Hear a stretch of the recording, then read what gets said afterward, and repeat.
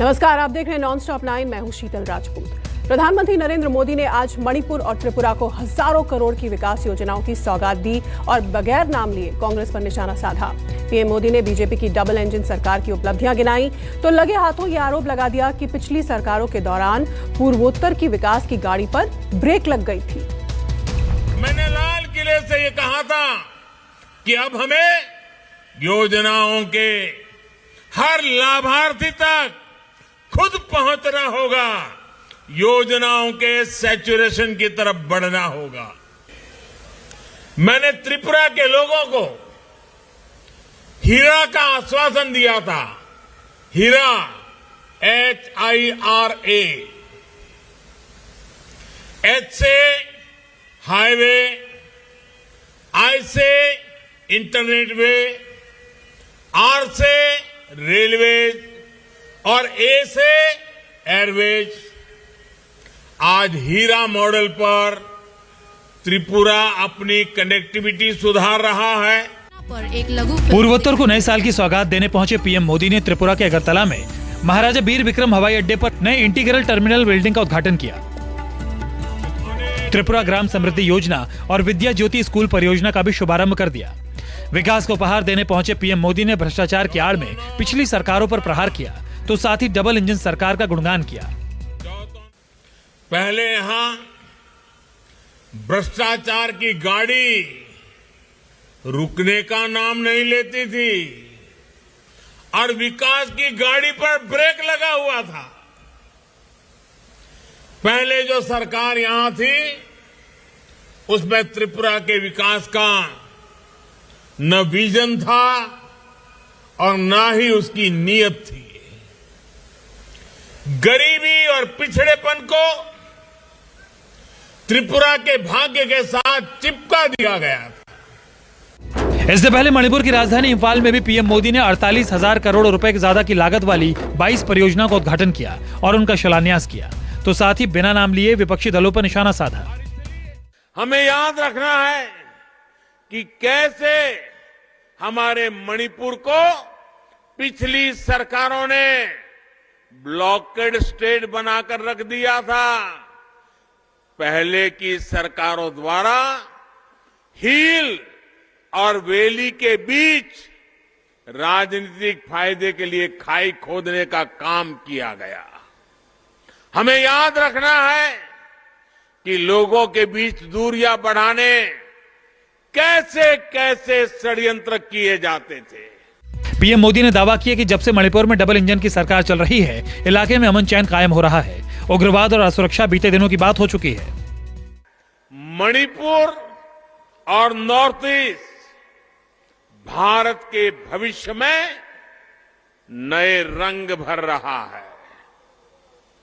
साथियों, आज यहां एक साथ इतनी परियोजनाओं का शिलान्यास और लोकार्पण हुआ है। विकास की ये अलग अलग मणियां हैं जिनकी माला मणिपुर के लोगों का जीवन आसान बनाएगी। इस साल जिन 5 राज्यों के विधानसभा चुनाव होने हैं, मणिपुर भी उसमें शामिल है। 2017 के विधानसभा चुनाव में कांग्रेस मणिपुर में सबसे बड़ी पार्टी बनकर उभरी थी, लेकिन वो सरकार बनाने में कामयाब नहीं हो सकी थी। बीजेपी की कोशिश मणिपुर में एनडीए सरकार को बरकरार रखना है, जबकि विपक्षी कांग्रेस हर हाल में बीजेपी को सत्ता से हटाना चाहती है। Bureau report, news 24। उधर यूपी के अलीगढ़ में 7,000 करोड़ लागत वाली 660 मेगावाट की हरदुआगंज थर्मल पावर प्रोजेक्ट का लोकार्पण करने पहुंचे सीएम योगी आदित्यनाथ ने पूर्व मुख्यमंत्री और समाजवादी पार्टी के अध्यक्ष अखिलेश यादव के सपने पर तंज कसा है। सीएम योगी ने जवाहर बाग कांड का जिक्र करते हुए इशारों में अखिलेश यादव को कंस कह डाला। रात में हमारे सपने में आए थे, भगवान कृष्ण जी कह रहे थे आपकी सरकार बनने वाली है, और एक बार नहीं आए, हर दिन आते हैं। हर दिन, कोई दिन ऐसा नहीं जिस दिन भगवान हमारे सपनों में ना करके कहते हो कि आपकी सरकार बनने जा रही। जब यहाँ पर हम इस पावर प्रोजेक्ट का स्वयं उपस्थित होकर के लोकार्पण कर रहे हैं, कुछ लोगों को लखनऊ में सपने आ रहे होंगे और उनके सपने में भगवान कृष्ण आ रहे होंगे और कह रहे होंगे कि अरे अपने नाकामयाबियों पर अब तो रो जाओ, जो कार्य तुम नहीं कर पाए वह बीजेपी की सरकार ने कर दिया है। भगवान कृष्ण आज उनको कोस रहे होंगे। यूपी की सियासत में सपनों का बोलबाला है। कभी विरोधी इल्जाम लगाते थे कि सरकार जनता को सपनों का सब्ज़बाग दिखा रही है, लेकिन अब तो नेताजी खुद ही ये कबूल कर रहे हैं कि उन्हें सपने आ रहे हैं। सत्ता पक्ष से विपक्ष तक हर कोई सपनों में खोया है। कोई भगवान कृष्ण का जिक्र कर रहा है तो कोई कंस की आड़ में तंज कस रहा है। सबकी अपनी अपनी भाषा है। राज्य की नई नई परिभाषा है। तो सोशलिज्म का जो रास्ता है वही राम राज्य को लिए रास्ता है। जिस समय पूरी तरीके से समाजवाद लागू हो जाएगा वही राम राज्य है। भगवान कृष्ण ने उनको यह भी जरूर कहा होगा कि जब तुम्हें सत्ता मिली थी तब मथुरा, वृंदावन, बरसाना, गोकुल, बलदेव के लिए कुछ नहीं कर पाए, लेकिन वहां पर कंस को पैदा करके जवाहर बाग की घटना जरूर करवा दिए थे। यानी ये हरकतें थी पिछली सरकार की। वहां पर कृष्ण से मतलब नहीं, उनको भगवान कृष्ण से मतलब नहीं था। वे तो कंस के उपासक थे और कंस को ही पैदा भी करते थे।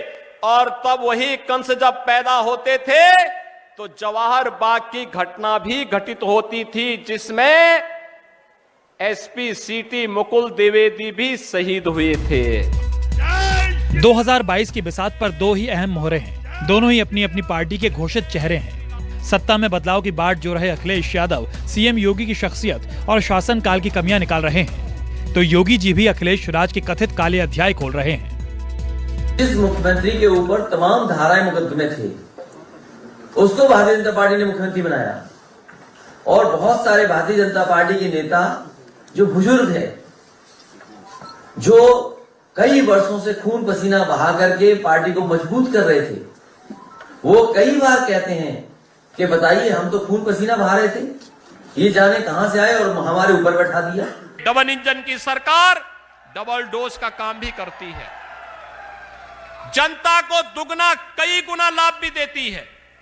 लेकिन जब विकास की सोच की सरकार नहीं होती है तो आतंकवाद को प्रश्रय देती है, अपराध को प्रश्रय देती है। आज जो पैसा गरीबों के मकान बनने में खर्च हो रहे हैं, फायर स्टेशन के बनाने में, विश्वविद्यालय के बनाने में, एटीएस सेंटर के निर्माण में खर्च हो रहा है, ये पैसा पहले कहां जाता था? निकल देख रहे हैं। एक सप्ताह पहले आपने देखा होगा, हमें जेसीबी से दीवार तोड़ करके नोट की गड्डी निकालनी पड़ी थी। आप देखिए, हमने नाम नहीं लिया था, हमने नाम नहीं लिया, लेकिन कहते हैं ना, कहावत है चोर की दाढ़ी में तिनका।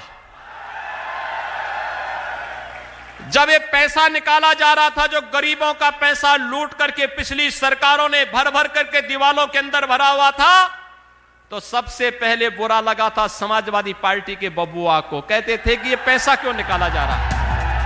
बीजेपी के राज्यसभा सांसद हरनाथ सिंह यादव का दावा है कि रविवार की रात उनके सपने में भगवान कृष्ण आए थे। सांसद महोदय के मुताबिक भगवान श्री कृष्ण ने उनके स्वप्न में कहा कि मुख्यमंत्री से कहो कि वो उनकी जन्मभूमि से चुनाव लड़ें। बस फिर क्या था, हरनाथ सिंह यादव सुबह बिस्तर से उठे और सबसे पहले बीजेपी के राष्ट्रीय अध्यक्ष जेपी नड्डा को चिट्ठी लिख दी। मांग यही थी कि सीएम योगी आदित्यनाथ को मथुरा से विधानसभा का चुनाव लड़ाया जाए। अखिलेश यादव ने सवाल के जवाब में भी योगी आदित्यनाथ पर तंज कसा। योगी आदित्यनाथ को फेल सीएम बता दिया। तो हमारे बाबा मुख्यमंत्री फेल हो चुके हैं, अब उनको कोई पास नहीं करा सकता। लेकिन इन्होंने जो सवाल पूछा, अब जो पास कराने आ भी रहे हैं वो भी नहीं करा पाएंगे पास। जो लोग अपने विज्ञापन में झूठ बोलते हो, जो अपने झूठे विज्ञापन देते हो, इन्हें जब फ्लाईओवर दिखाना था तो कलकत्ता का फ्लाईओवर दिखा दिया, जब इन्हें कारखाना दिखाना था तो अमेरिका के कारखाने दिखा दिए। और जो हमारा पड़ोसी देश है वो हमारे मुख्यमंत्री जी से कुछ सीख गया है, गांव के नाम बदल दिए। ये काम तो हमारे माननीय मुख्यमंत्री करते थे, नाम बदलने का, लेकिन चीन ने भी इनसे सीख लिया, गांव के नाम बदल दिए।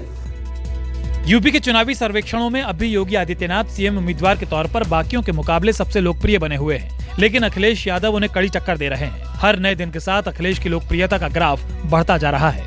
Bureau report, news 24।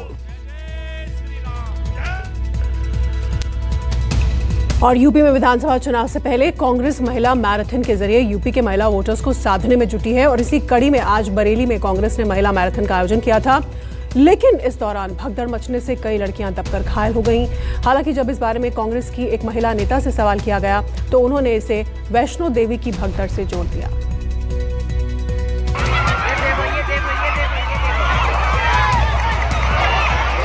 बरेली का ये खौफनाक मंजर देख पूरा देश हैरान रह गया। कुछ लड़कियां जमीन पर गिर पड़ी, कुछ उनके ऊपर से दौड़ते हुए निकल गई। मैदान में चप्पलें बिखर गई, कईयों को गंभीर चोटें आई, कई अस्पताल भी ले जाई गई।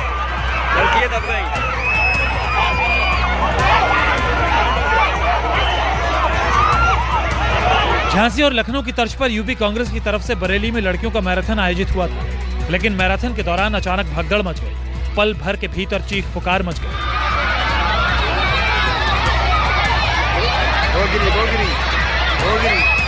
बेशक कांग्रेस के कार्यकर्ताओं ने हालात को संभालने में कोई कोर कसर बाकी नहीं रखी।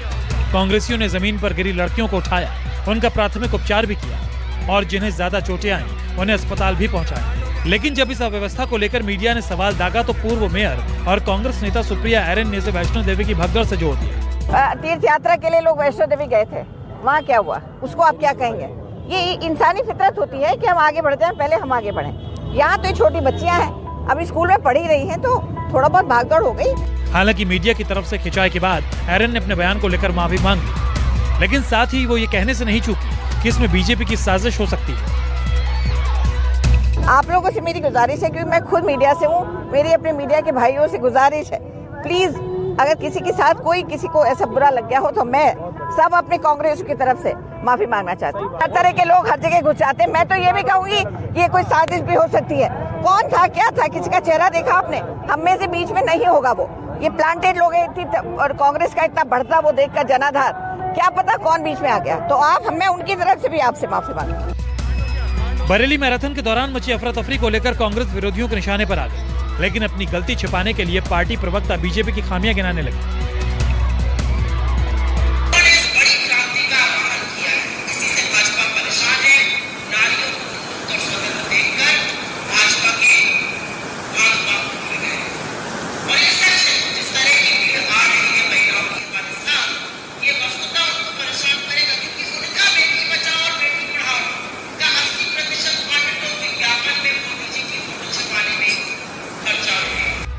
प्रियंका गांधी की अगुवाई में यूपी कांग्रेस लड़कियों को लड़ना सिखा रही है। हालांकि लड़कियों की हौसला अफजाई करने में कोई बुराई नहीं है, लेकिन ऐसे आयोजनों में कोई खामी न रह जाए, इसकी जिम्मेदारी भी तो कांग्रेस को लेनी होगी। लेकिन सबसे अहम सवाल ये है कि जब देश में कोरोना के संक्रमण के मामले।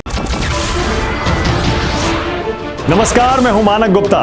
अगर आपको हमारा ये वीडियो पसंद आया हो तो इसे लाइक और शेयर जरूर करें, और हाँ, हमें सब्सक्राइब और फॉलो करना ना भूलें, ताकि आप देश और दुनिया की कोई खबर मिस ना करें। तो जुड़े रहिए हमारे साथ और देखते रहिए न्यूज़ 24।